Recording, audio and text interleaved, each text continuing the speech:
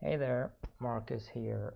This video is sponsored by Freely Give. Freely Give pays my salary so I can help out and make Drupal AI module everything it can be. We are expert in everything Drupal and AI, so if you need help with development, consultancy, and so on, get in contact with us. Today's use case is gonna be fairly easy to set up, fairly small, but basically before ChatGPT happened, you would have been astounded by this thing I'm gonna showcase now. Of course, now it's kind of normal.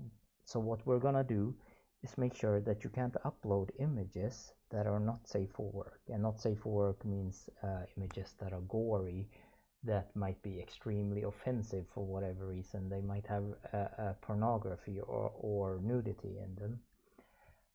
So any type of image that would be deemed offensive enough that you would have a problem if your boss saw it on your screen while you're at work. And because of that, I have to say this caveat. I try to search for an image that hits this filter that is still pretty unoffensive. And what I came up with is the Calvin Klein ads from Justin Bieber. If this is still too much for you to showcase at your workplace, please look at this video at home. So this is just a warning because this image will be showcased to be able to show this functionality. So this is a submodule of the Drupal module called AI Validations. It was written by Wouters F is his username. It's Frederick Wouters.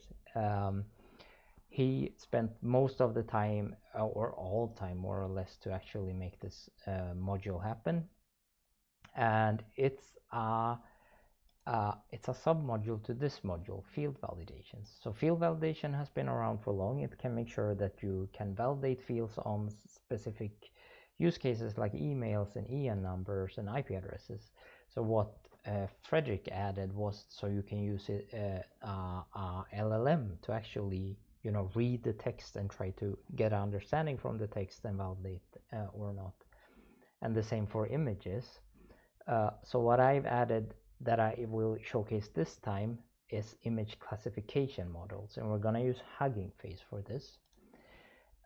So we're gonna use this model called Falconsai not safe for work image detection, and it's a pretty small model that in theory you could probably run on a CPU. You could host on a normal server if you set up a Python server with fast API or something like this. But what's interesting with this is that it's actually free to use Hugging Face models if you have an account. There's heavy rate limiting on those, and there's something called cold models. So most models are cold, which means that when someone requests them, it starts the server then, which can take anything from like 20 seconds to 2 minutes, which of course is not acceptable if you have an end user that uploads an image and expect it to be uploaded and continue with whatever they're doing in maybe 5 or 10 seconds.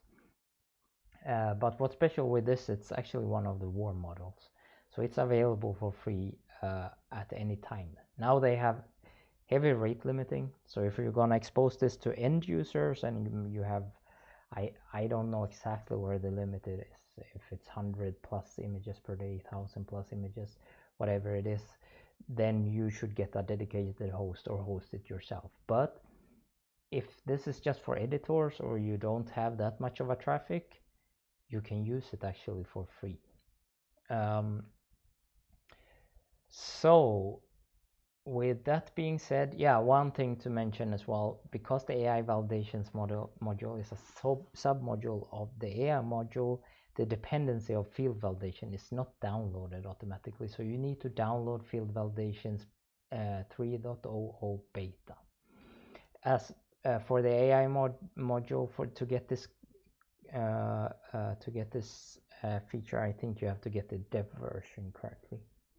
So I have downloaded those modules. I have not installed anything, so we're gonna go ahead and install here now then. So we have the AI validations module we're gonna install. That will install the AI core module. We're gonna install the Hugging Face provider. But what we're gonna add as well is this AI API Explorer, so we can actually try it out before we start setting up the validation. So that's a dev tool where you can try out different type of operation types against a provider. So now when we have set this up, the next step is we have to set up Huggingface. So that's under AI and provider settings, Huggingface configuration, and we have to create a new key with a access key. So we're just gonna call this Huggingface key, and we're gonna go here into Huggingface. So if you're logged in, it's under settings, access tokens, and you create a new one. I just call it not safe for work token, and we just have to allow the inference endpoint. So this depends on if you have a dedicated or a serverless and so on. I just enable all of them, but if you know what you're doing, you can just enable the specific one you want. We create the token, we just copy this. This will be gone when you see this video, by the way, and we just paste it in here. Now, just so you know, with the key module, this is stored now in configuration. So when I save this, it means that if someone exports the configuration, this is in free text, and if you push it to your repo, it's there. So do not do this. Use environment or something like that in production. This is just to showcase now. So I just click back now, because now I can select the Huggingface key. I'm just gonna save this. The next step I need to do is to actually tell Huggingface which models I want to use. And the reasoning for that is that Huggingface has 800,000 models, so we can't show a preview of all those modules in the AI API Explorer or when you set up automators or something like that. So you're gonna have to say which ones you want. So this just goes back to the model you want. You copy it and you just paste it here, and you can save. And now it's stored, and there is autocomplete here, so you see you can actually search for it via autocomplete. And the next step we can do now is we can actually try it out.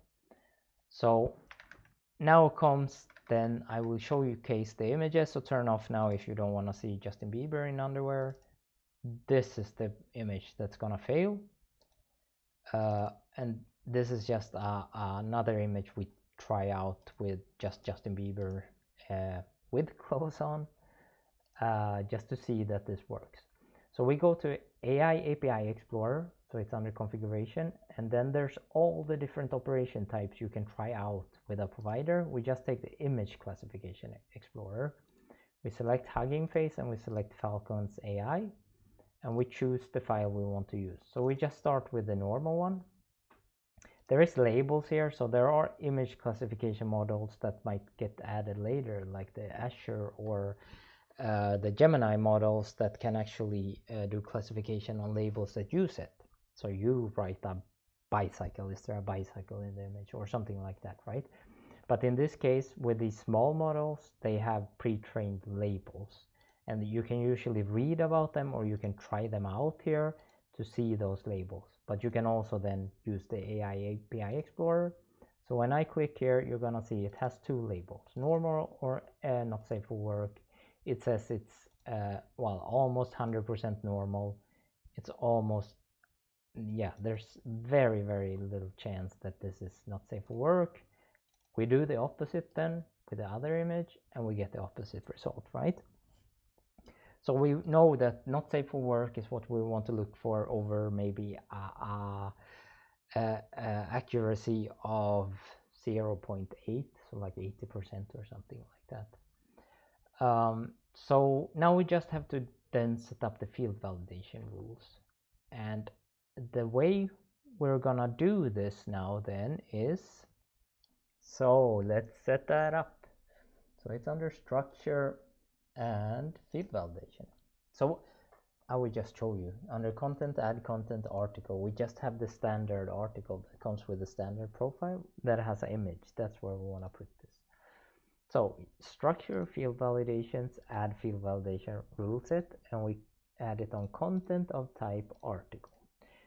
And we create then the first validation on the article, which should be on the image field, and we use the AI image classification constraint for this.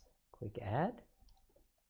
We call it not safe for work, We have to do it on the target ID, the actual image. We're not testing the width or height of the image or anything like that. We keep default mode on there, and we use our model to look for the not safe for work exact this term with a minimum confidence of 0.8.